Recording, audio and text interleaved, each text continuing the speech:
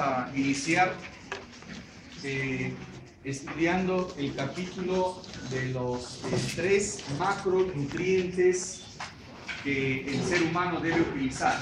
3 macronutrientes, o sea, carbohidratos, grasas y proteínas. Entonces, ¿cuál es la idea de este capítulo? La idea de este capítulo es reconocer o estudiar o revisar cómo es que esos macronutrientes se ingieren, se digieren, se absorben, se transportan, se utilizan, se almacenan y se desechan. Todo esa sincronización de ideas la tenemos que tener bien clara con cada capítulo. Es decir, cómo es que el ser humano utiliza carbohidratos. ¿Para qué utiliza los carbohidratos? ¿Para qué son importantes los carbohidratos? ¿Cómo es que utiliza cada célula los carbohidratos?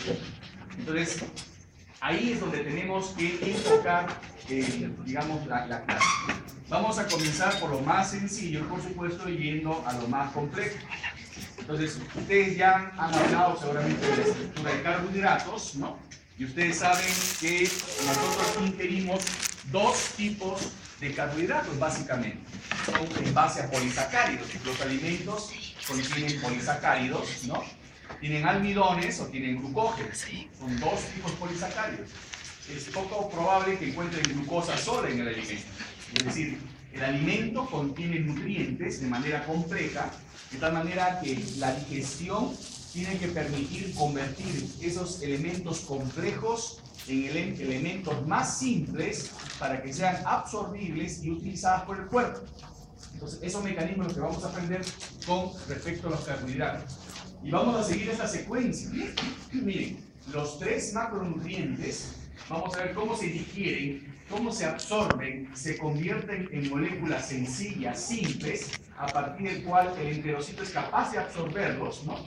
Incorporarlos, y la célula humana, cómo utiliza esos nutrientes que llegan, ¿no? Y cuáles son los mecanismos bioquímicos que hacen que esta utilización redunde en beneficio a estas células. Porque ¿cuál es la idea? Cada célula tiene una función, pero esa función la va a cumplir siempre y cuando haya energía. Si no hay energía, no cumple con la función. Entonces, la idea es cómo es que cada célula del organismo toma esa energía a partir de esos macronutrientes, ¿no? Y cómo la utiliza en beneficio de su función. Si es el hepatocito, si es el enterocito, si es el adiposo, si es el eritrocito, si es la neurona. ¿En qué termina esa utilización? Ustedes van a ver que no siempre termina en energía, sino termina en algunos compuestos intermediarios que son útiles al metabolismo intermediario de cada célula. Ustedes ya seguramente han revisado con el profesor Saldívar, en el caso de la hemoglobina, por ejemplo, el 2,3-difosfoglicerato. ¿Han revisado eso? Sí. El 2,3-difosfoglicerato sale de la oxidación de la glucosa. Y ustedes tienen que reconocer que hay detalles en cada célula que hacen que utilicen más una vía metabólica que otra. Por ejemplo, el eritrocito no tiene mitocondrias, tiene citosol. Eso quiere decir que la vida del eritrocito depende de la vía glicolítica, depende de la glucosa. Miren qué importante es que la actividad glicolítica se lleve a cabo en el eritrocito, porque de ella depende. Por eso se da el lujo de utilizar otros intermediarios de la vía glicolítica, como vamos a ver, como es el 2-DPG, que hace que afecte la afinidad con el oxígeno, ¿no? Entonces vamos a revisar eso en cada aspecto y ya aparecerán nombres ya que cada vez ustedes se harán más, reconocerán inmediatamente, como la acetilcoenzima, que es un sustrato vía final común de los 3 macronutrientes. Bien, esto no. Así van a aprender las vías glicolíticas, las vías metabólicas en general, ¿no? Parecen tubos de cañería, pero no lo son, ¿no? En realidad uno busca el motivo de aprender esto, y esto siempre lo recalco para que ustedes agarren un papelógrafo y comiencen a hacer una imagen parecida. Al final del curso termina así el papel. Al final del curso, ¿no? Pero podemos ir al ciclo de Krebs y ver hacia dónde termina, y la cadena respiratoria, etcétera, etcétera, etcétera. Entonces, ir formando la idea global de lo que es el metabolismo intermediario. El metabolismo intermediario, que sucede en cada célula, tiene dos etapas: la etapa de anabolismo y el catabolismo. El catabolismo es la que produce energía, pero si no hay catabolismo, no hay anabolismo. Entonces tiene que haber un equilibrio entre catabolismo y anabolismo. Por ejemplo, un sujeto enfermo está en catabolismo. Químicamente, un enfermo está en estado catabólico, porque está oxidando más, no solamente para mantener la función, sino está oxidando más para proporcionar más energía para defenderse ante el estado de enfermedad. Entonces, miren qué importante es ese concepto. En el metabolismo intermediario, si un sujeto está enfermo, es un estado catabólico. Por concepto es catabólico. Por eso es que uno tiene que dar soporte nutricional, soporte calórico, para que el individuo pase la enfermedad. En algunos casos más que en otros. Entonces, puede haber catabolismo, pero si no hay catabolismo, no hay anabolismo. O sea, anabolismo está dependiendo del catabolismo. Bien, comencemos entonces con los carbohidratos. La digestión a nivel de la boca, ¿no?, es muy importante en realidad para todos los nutrientes. Se ha demostrado que la masticación no solamente es un fenómeno físico que consiste en triturar los alimentos, sino es el primer estímulo hormonal al eje de las hormonas gastrointestinales, inclusive a las hormonas de la saciedad.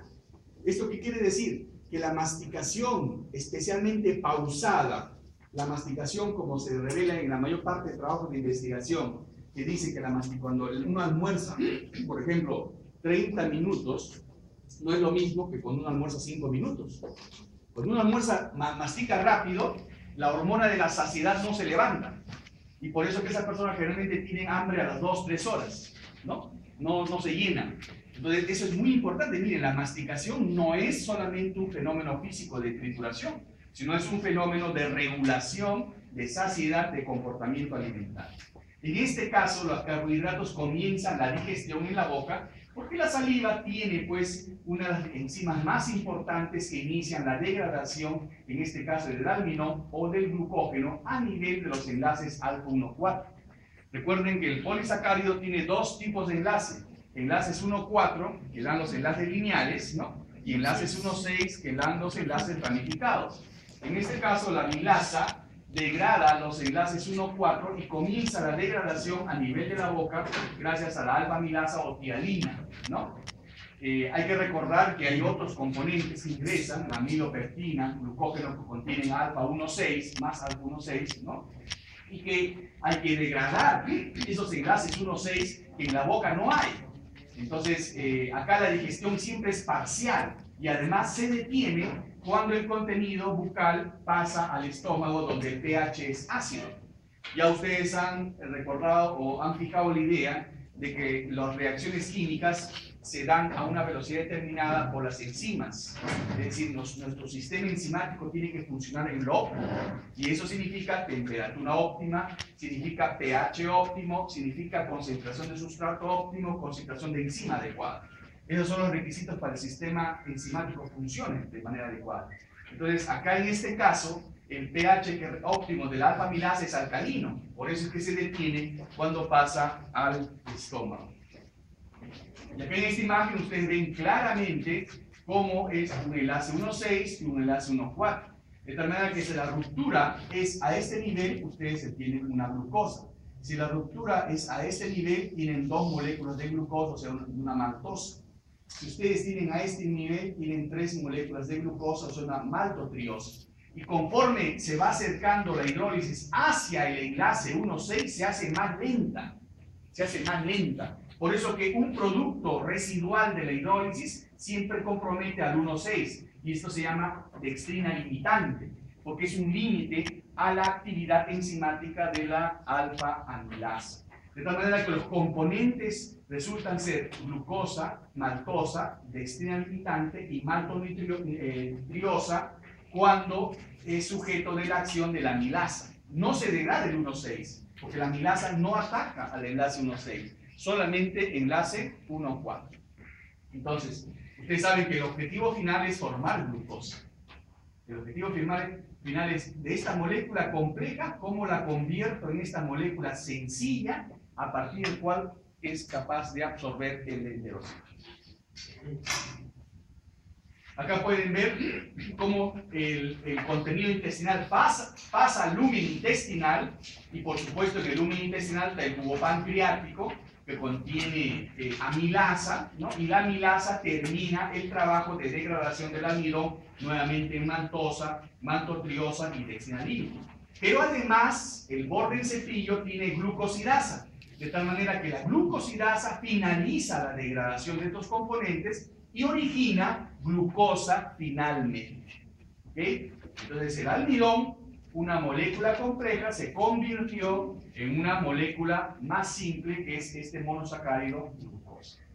Esto es, como ustedes comprenderán, cuando el carbohidrato es el almidón, pero muchas veces el carbohidrato es la lactosa. Ustedes saben que la lactosa es el carbohidrato de la leche, especialmente en los primeros meses de vida. La lactosa es degradada de frente por una disacaridasa que se encuentra en el borde del cepillo, que es una lactasa.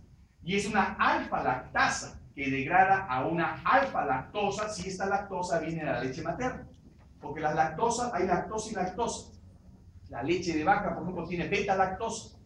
La degradamos, pero a veces nos cae mal, porque nosotros tenemos alfa-lactasa contra beta-lactosa, que no es lo mismo alfa-lactasa contra alfa-lactosa. Entonces, esta diferencia hace, pues, recordar muy bien que cada leche de cada especie es específica para que sus productos, para sus